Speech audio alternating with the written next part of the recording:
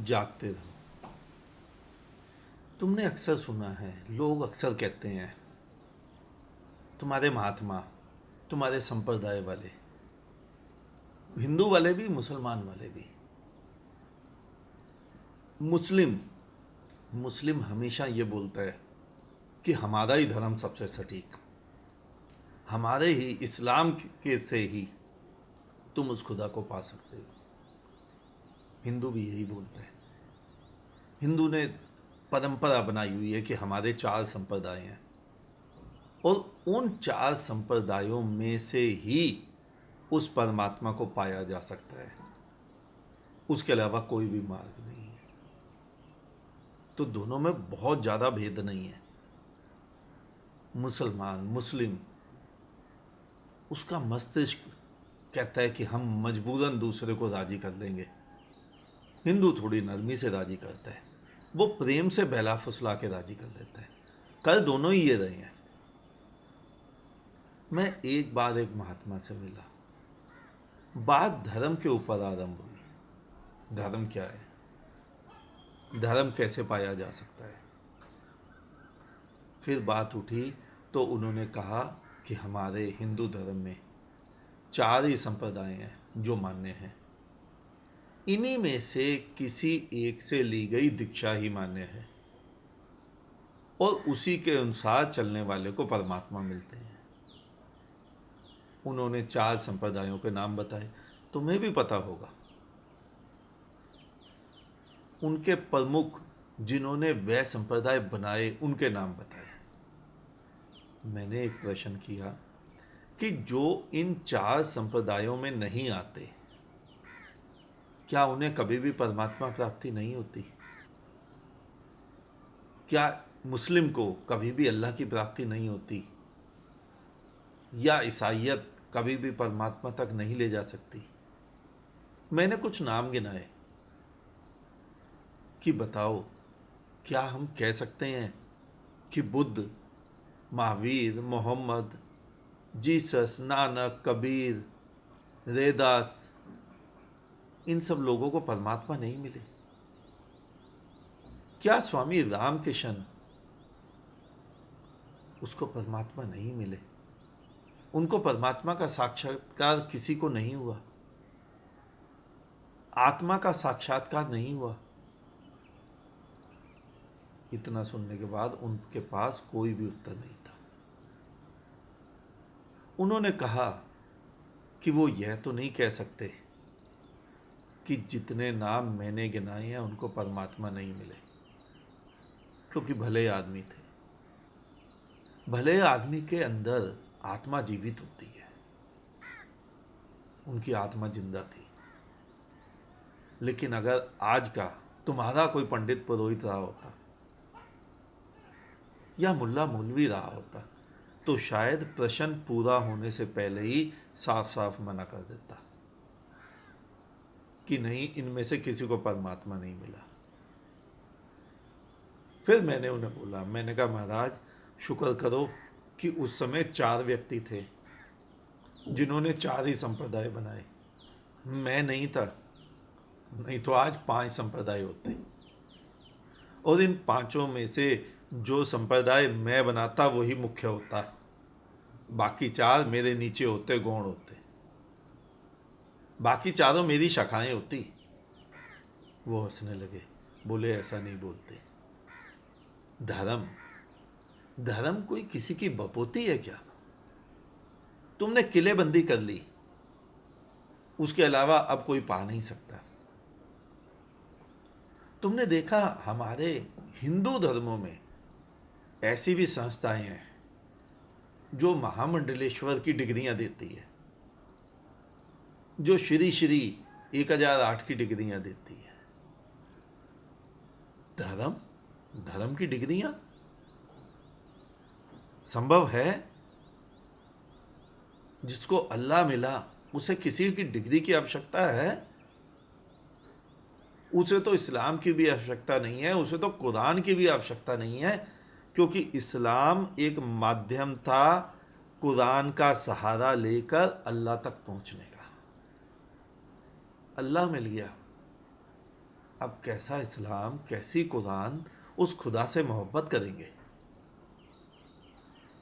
जिसके भीतर आग लगी है, जिसके भीतर परमात्मा की प्यास है, जिसके भीतर उस खुदा की चाह है। वो कहीं ना कहीं से प्यास बुझा ही लेगा, वो कहीं ना कहीं से दो घुट पड़ ही लेगा।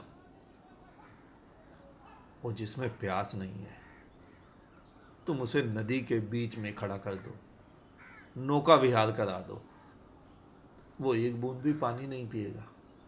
बात प्यास की है, बात आग की है, बात तुम्हारे कहीं से जुड़ने की नहीं है, किसी संप्रदाय से जुड़ने की नहीं है, कहीं से दीक्षा लेने की नहीं है।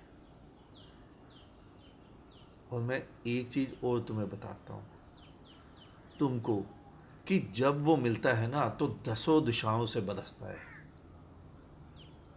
कोई दिशा उसे रोक नहीं सकती, कोई कारण उसे रोक नहीं सकता। और तुम सोचते हो किलाबंदी कर ली तो वह रुक जाएगा, और जो किले में आ गया वह वह परमात्मा होगा।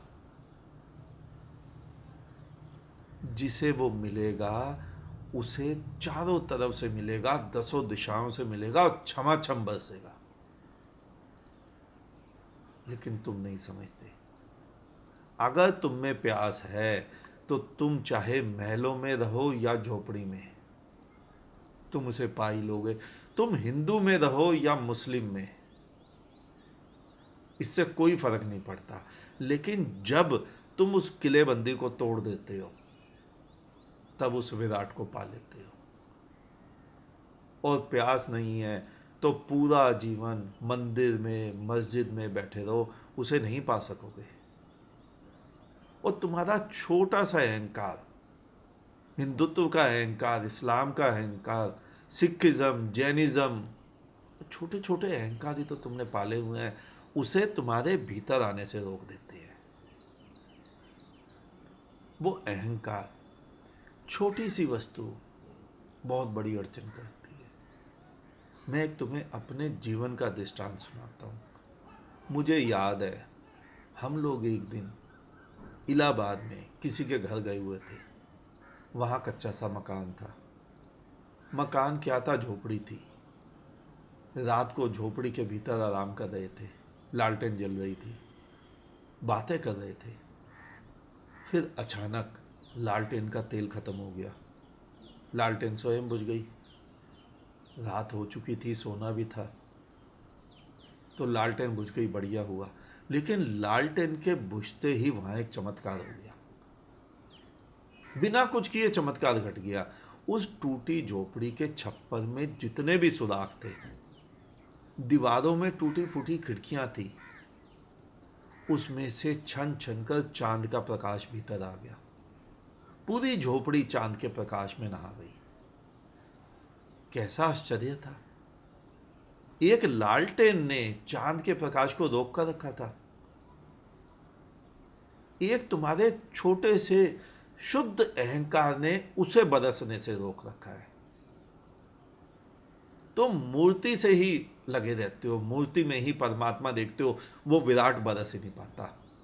तुम मंदिर में ही उसे खोजते हो, वो चारों तरफ वाला बरस ही नहीं पाता। तुम मस्जिद में ही जा जाके उसे ढूंढते हो, वो अल्लाह जो जगह जगह में बसा है, तुम उसे देख ही नहीं पाते।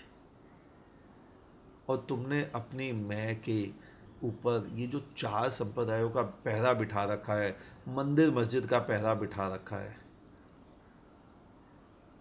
तुमने ये जो अवरोध पैदा किए हुए हैं, यही उसकी अड़चन है, यही अहंकार है, यही तुम्हें उसे पाने से रोक रहे हैं।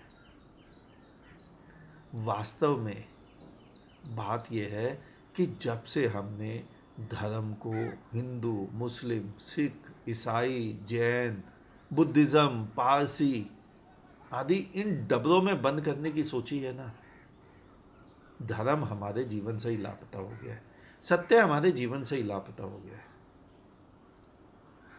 और धर्म और सत्य को जानने के लिए कुछ नहीं करना है, केवल अहंकार को छोड़ना है, केवल मैं को छोड़ना है। बार बार ये मैं शब्द आता है, बार बार लोग प्रश्न करते हैं मैं कैसे छूटती है।